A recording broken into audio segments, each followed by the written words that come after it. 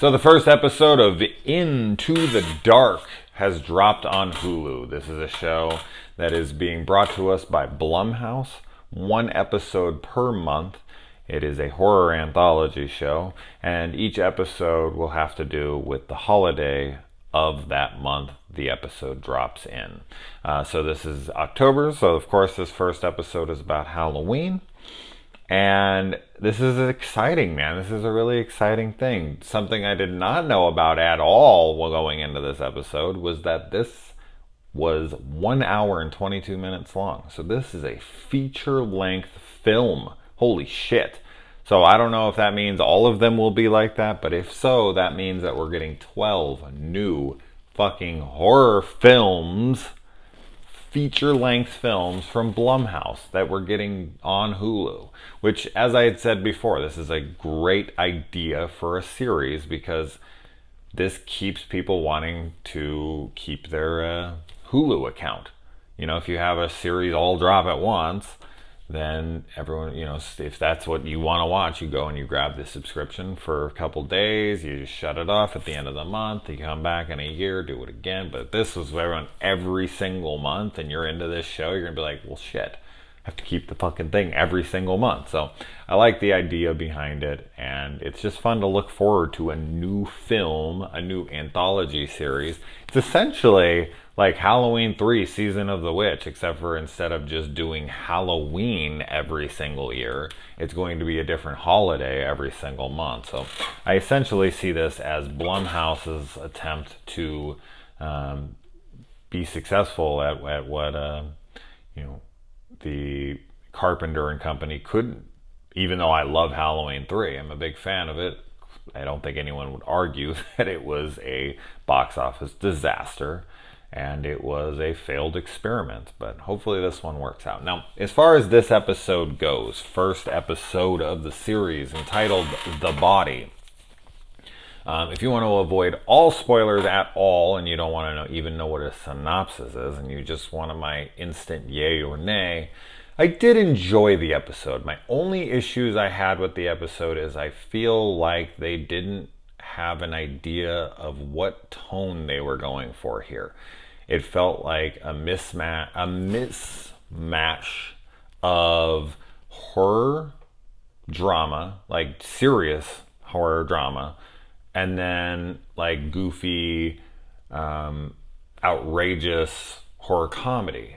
Like, because everything that was happening on the comedic side of things, and almost everything that was happening in the episode, is so outrageous and so unbelievable. There's like things that are just like, that would never happen in a million years. And when we're doing that in a horror comedy, then absolutely, it's fine. There's nothing wrong with that. But if it's supposed to be serious, I'm supposed to take the film seriously, then I'm going to have my issues, because there are so many things in this episode where it's like, okay, that's ridiculous. This is absolutely impossible. This would never happen. So I don't know, because they kind of kept going back and forth, it was hard to get a hold on which way I should be going with this film. I guess I shouldn't be calling it a film, because it's 1 hour and 22 minutes. It's not really an episode, it's a film.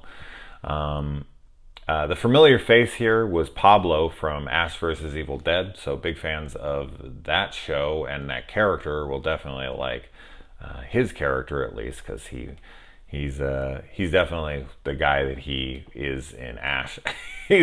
I don't know how many things else he's been in, but these are the two things I've seen him in, and it's a very similar thing going on. If you like his humor in that, you'll probably like his humor in this. A lot of humor in this episode, a lot of humor. Now, as far as the synopsis, this is getting into a little bit of spoilerish area, but it's a brief synopsis, and this is a hitman who is lugging around a dead body of a mark that he just killed. It's Halloween night, and he is kind of caught out in public with this thing because his tires have been slashed by probably kids screwing around, having a good time, Hell's Night, all that kind of stuff, Mischief Night, whatever the hell you want to call it. And he then has to kind of navigate his way through the holiday with a dead body, but everyone keeps thinking that it's just part of his costume, and he's trying to get this to the people who paid him within 4 hours. But yeah, I don't know. Like, as I said, it was just off as far as the bun. Now, if I went back and I rewatched it, now knowing what to expect, I might enjoy it much more. I'm not honestly sure. I just finished it not 5 minutes ago. But I'm going to get out into spoilers really quick here. I'm not going to talk too much about it, but I think it's definitely worth checking out just to kind of get a feel for the show and see if you're going to dig what's here to come.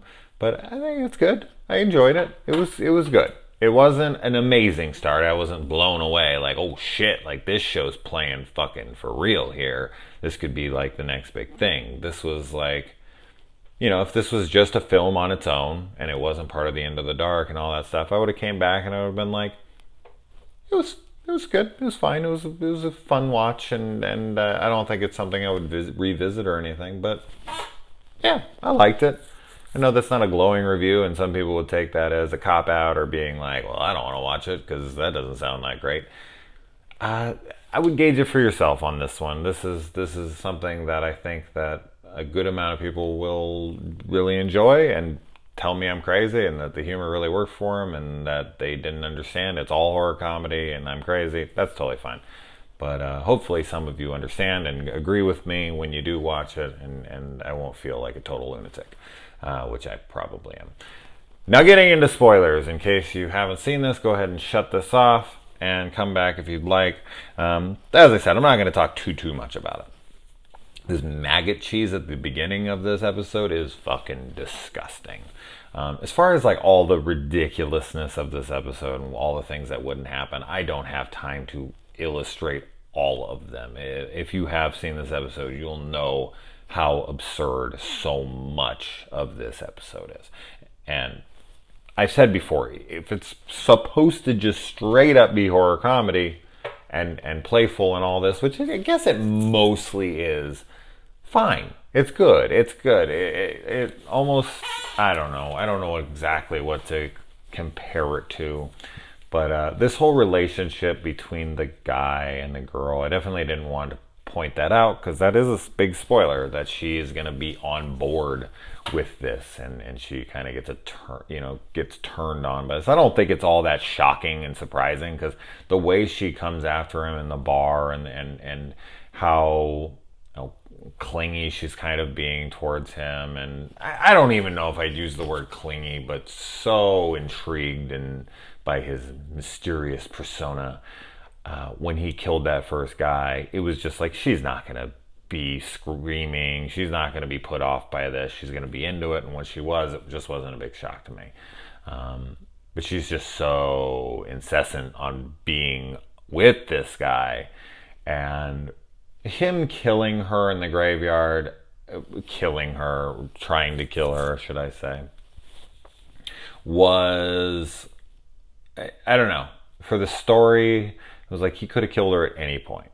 Like, what was the kiss about if you could kill? Like, maybe he really did have some feelings for her in that moment, and then he realized that this wasn't his way of being. Like, he was like, no, this isn't my life. I got to take her down. But the way he's so cold-blooded about it when he does it, it just seems like he likes to antagonize people, I guess. And that's just really fucked up because this chick was super hot. And as he said, you might be the only person who's gotten me in a long time or something along those lines. And it's like, well, dude, what are you doing killing a hot-ass chick that wants to fucking be with you? And then be with you. You don't have to hide anything from her. And she's there and she would help you and go with you. And she's so in on it. I don't know. That was just kind of like, really? You idiot. And then I was questioning his mentality on that. The three characters here, the Pablo and his friends, this guy who's invited him to the party and all that. I like the dialogue from the hitman to them talking about the futility of life and all that stuff. I thought that was pretty great. But those three characters, they're the part of this that I was having a hard time managing, because the stuff between the hitman and the girl was like pretty serious stuff. It felt like a thriller. And then it would jump back to them, and it was like goofy comedy, like these people who were stuck in this terrible scenario, and they were just making joke after joke after joke that was applying to what was going on. And I don't know, it just, for me, am I crazy? Anybody else with me on this? Teddy, I know you watched this, and you're probably watching this right now. Did you get that at all? I know you really liked it, but I did. I liked this. I liked the episode. But yeah, I like. Then it goes to like him. She shoots at him, and he just brings this up, and it like blocks it and shoots it right back into her head. That was convenient, right between the eyes, which is fine. I'm not being a nitpicky dick. I swear to God. But yeah, cutting that guy, like sticking the embalming fluid in his chest, turning it on, and then stabbing him in the head, letting the blood pump and run down his face, and then showing him his reflection and being like, this is what death looks like, was some cold-blooded, evil-ass shit, man. And I dug that. So I liked that. I think this is a good start. A good start for things to come. I'm really looking forward to the next episode and all of these episodes. I'm going to watch all of them pretty much regardless. But I think this is a fun start. Maybe a second watch would fix my problems, but I'm not sure I'm going to do that.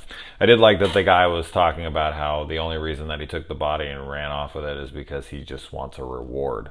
That's pretty honest. And probably realistic in some cases. Some good little references here to The Shining. We got the Shining costumes of the sisters, and we get the Friday shots. You know, let's take a shot for every Friday the 13th movie, and he vomits when he gets to Jason Takes Manhattan, which was definitely a dig at that film because so many people hate it. I personally would have made it Jason Goes to Hell. That's the one I would vomit on. But yeah, it's cute. It didn't blow me away, but I enjoyed it enough. I look forward to delving into the new series Creeped Out on Netflix tomorrow. But until then, guys, good night.